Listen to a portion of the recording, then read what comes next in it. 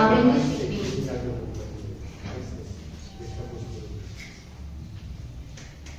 পরবর্তী সংবর্ধনা প্রিয়াঙ্কা মাঝি। প্রিয়াঙ্কা মাঝি বিশিষ্ট আবৃত্তি শিল্পী। সংবর্ধনা প্রদান করছেন মহুলগঞ্জ সাহিত্য গোষ্ঠীর সম্পাদক নরেন্দ্রনাথ সেনগুপ্ত মহাশয়।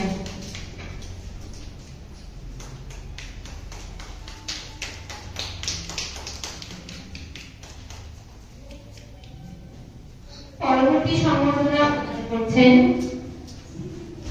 কল্যাণ ভট্টাচার্য মহাশয়কে। মহুলগঞ্জ সাহিত্য গোষ্ঠীর সম্পাদক নরেন্দ্রনাথ সেনগুপ্ত মহাশয়।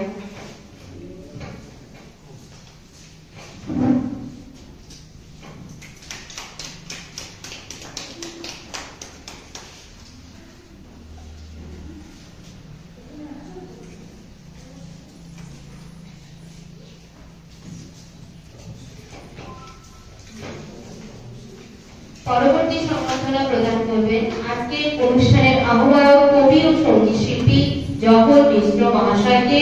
মহুলগঞ্জ সাহিত্য গোষ্ঠীর সম্পাদক নরেন্দ্রনাথ সেনগুপ্ত। সংবর্ধনা প্রদান করবেন মহুলগঞ্জ সাহিত্য গোষ্ঠীর সম্পাদক নরেন্দ্রনাথ সেনগুপ্ত।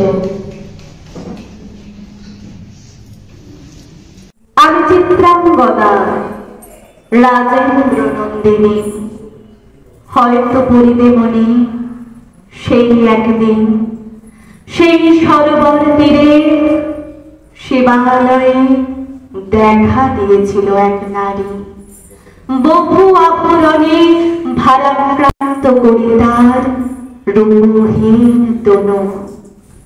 কে জানে কি বলেছিল নির্লজ্জ মুখরা, পুরুষেরে করেছিল।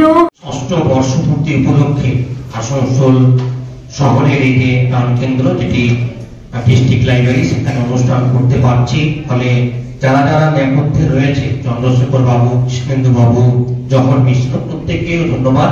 কারণ ওনারা না থাকলে এটা হতো না। ওনাদেরকে অনেক অনেক ধন্যবাদ জানাই।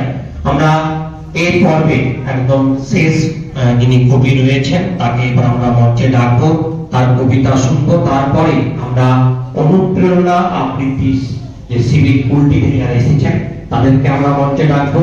তারপর আমরা শিবাংশ নৃত্য কলা কেন্দ্রের নাচ দেখবো।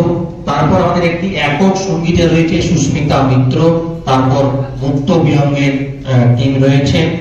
এইভাবে অনুষ্ঠানটিকে আমরা সাজিয়েছি। প্রত্যেককে অনুরোধ করবো সঙ্গে থাকুন। আমরা পুরুলিয়া থেকে এসেছি, আপনাদের অল্পটুকু সহযোগিতা চাই যে আপনারা থাকুন, আপনারা শিল্পীদেরকে উৎসাহিত করুন, এটাই আমরা চাই। এখন আমরা মঞ্চে ডেকে নিচ্ছি শুভদীপ আট্টু। তার কণ্ঠে আমরা কবিতা শুনবো। খুব প্রিয় ভাই এবং অনেকক্ষণ ধরে আমাদের ছবিগুলো সে ক্যামেরা বন্দি করছিল।